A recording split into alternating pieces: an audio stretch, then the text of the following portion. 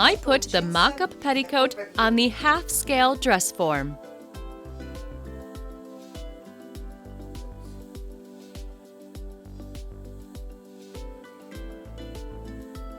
It is merely a foundation, though.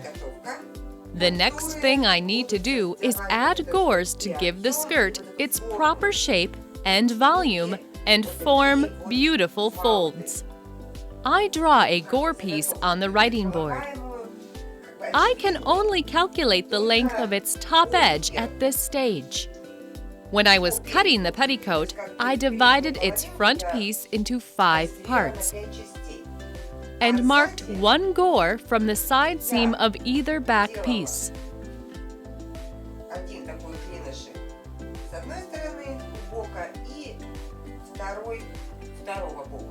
The remaining area in the middle of the back is the train area. All gore guidelines are highlighted with stitches. As the result, the folds of our skirt start from the train, go across the front,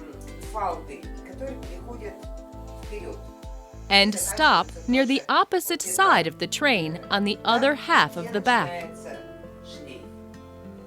Right now, my task is to design and calculate these folds. I will do calculations for the actual skirt first and then divide the resulting values in half. So the full-size skirt has a waist circumference of 66 centimeters. We are only interested in the front of the skirt for now, so we need to use half of it, 33 centimeters. I divide the waist circumference in 5 parts. As the result, the finished trapeze-shaped gore will have a width of 6.6 centimeters at the top.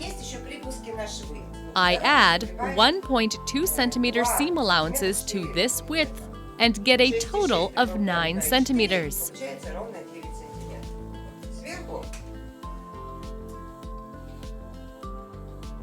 The length of the gore is 120 centimeters, as was said before.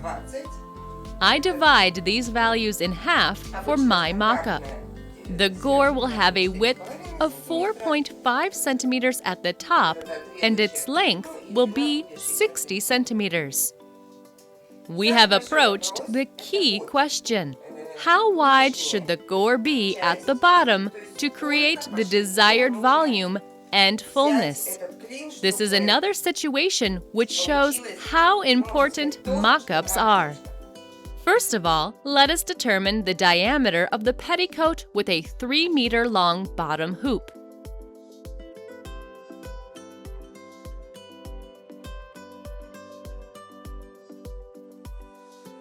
The mock-up petticoat has a diameter of about 47 centimeters. Therefore, it will be 94 centimeters in the actual size. It is rather full, but not enough for the look we want to achieve. In my opinion, our skirt should have a bottom diameter of at least 150 centimeters. It is great that we are working with a mock-up. I have prepared in advance a gore with a width of 40 centimeters down the bottom. Now I will pin it to the front of the petticoat following the guidelines.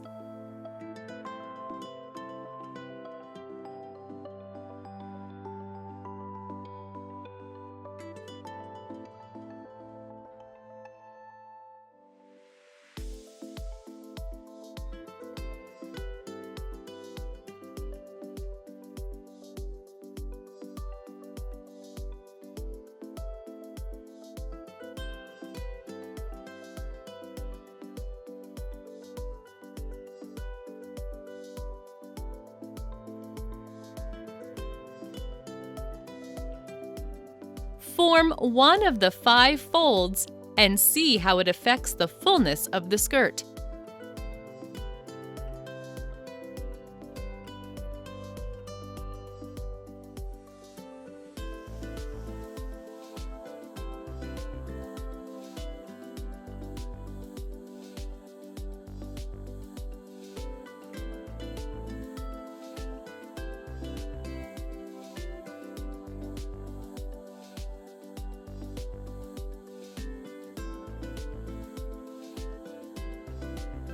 The gore is pinned to the skirt.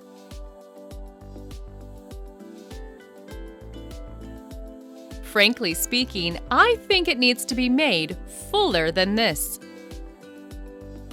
Let us measure how much it adds to the bottom diameter of the skirt. I measure the radius of the mock-up. It is 32 centimeters. This means the bottom diameter of the mock-up skirt is 64 centimeters, which makes about 130 centimeters in the actual size. It is obviously not enough. All things considered, I will cut gores with a bottom width of 50 centimeters for the mock-up. In this case, the mock-up will have a radius of about 40 centimeters and a diameter of 80 centimeters. The bottom width of a full-size gore will be 100 centimeters. As the result, the bottom diameter of the skirt will be 160 centimeters, and that is enough.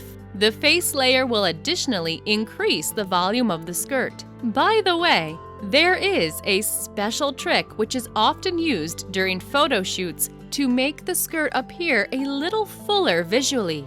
You make the skirt 10 centimeters longer than needed so that its hem rests upon the floor. Of course, this is not very functional, but you will achieve the desired effect. In conclusion, let me recommend to you what materials to use for cutting the gores and for reinforcing the skirt and the petticoat. I recommend you use corsetry mesh fabric for the gores of the actual garment.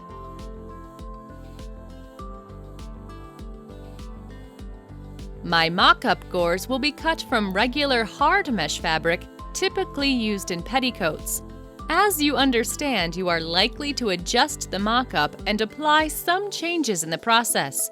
And this is why I don't want to waste expensive materials on it. I must warn you in advance that a skirt like ours is not a budget garment, either in terms of materials or decoration or efforts. Your skirt will only look good if you use high-quality materials, including corsetry mesh fabric for the gores. I return to the writing board and write down the length of the bottom edge of the gore. 100 centimeters.